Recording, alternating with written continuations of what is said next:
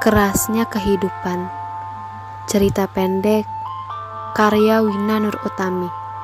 Dibacakan langsung oleh penulisnya.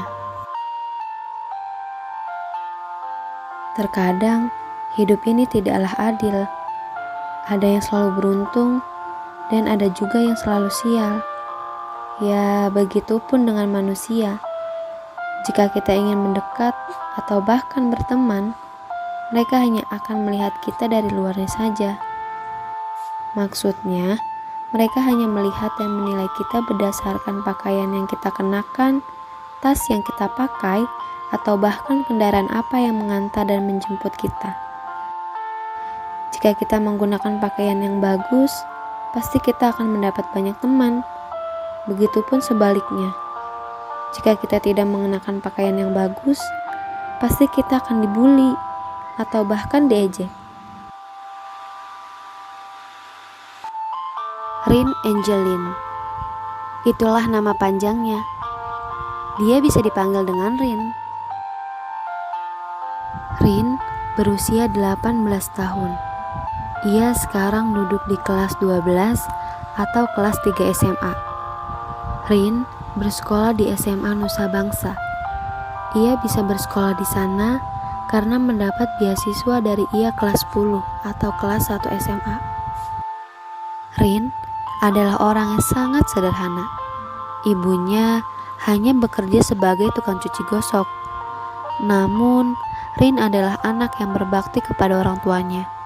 Bukan hanya itu, Rin juga pintar dalam semua mata pelajaran. Bahkan, ia mendapat beasiswa dari sekolah favorit yang ia inginkan.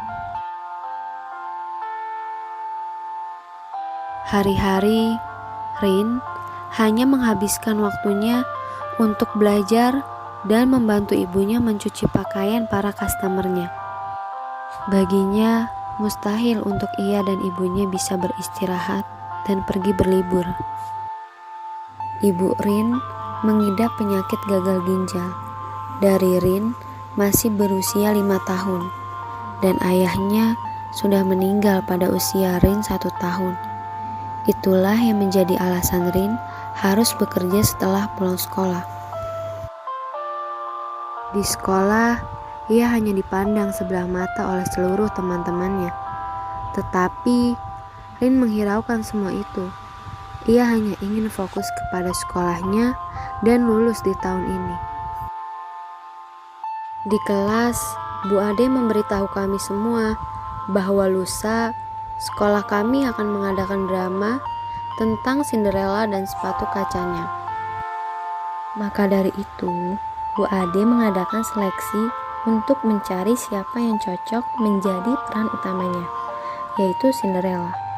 Kandidat yang sudah dipilih oleh Bu Ade adalah Putri, Ajeng, Rin, dan juga Clay. Setelah itu, kami menunjukkan bakat kami masing-masing. Setelah semua sudah menunjukkan bakatnya, Bu Ade dan beberapa guru lain berunding untuk menentukan siapa yang lebih cocok untuk menjadi Cinderella. Setelah beberapa saat, Bu Ade dan beberapa guru lainnya memutuskan bahwa Clay yang menjadi pemeran utamanya. Namun, keputusan itu bukanlah dilihat dari bakat yang sudah kita tampilkan, melainkan Clay adalah anak dari Tuan Arkan. Tuan Arkan adalah orang yang menjadi donatur tetap di sekolah SMA Nusa Bangsa. Aku mendengar semua ini pada saat aku ingin mengambil tempat makanku di ruang seleksi. Seketika, kakiku terasa begitu lemas, dan rasanya aku ingin terjatuh saat itu. Mendengar keputusan dari sejumlah guru, aku merasa sedih. Mengapa keberuntungan selalu berpihak kepada orang-orang yang kaya saja?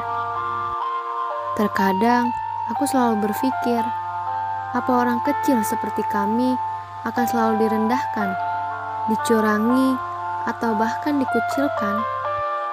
Apa hanya karena seseorang itu miskin, maka bukan berarti mereka bisa menginjak dan menjatuhkan kami begitu saja? Entahlah. Aku sudah lelah memikirkan hal ini semua.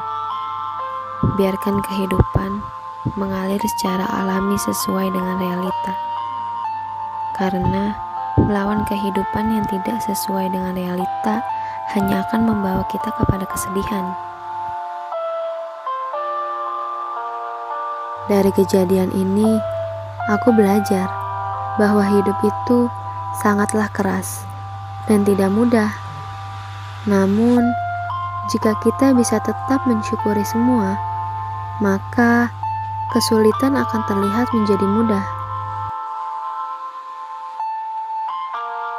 Dan sederhana tidak berarti bukan berkualitas ataupun rendah, karena banyak orang hebat, pandai, dan juga sukses ketika ia bisa mengelola hartanya dengan sederhana. Begitulah cerita Rin, Angeline, dan ibunya.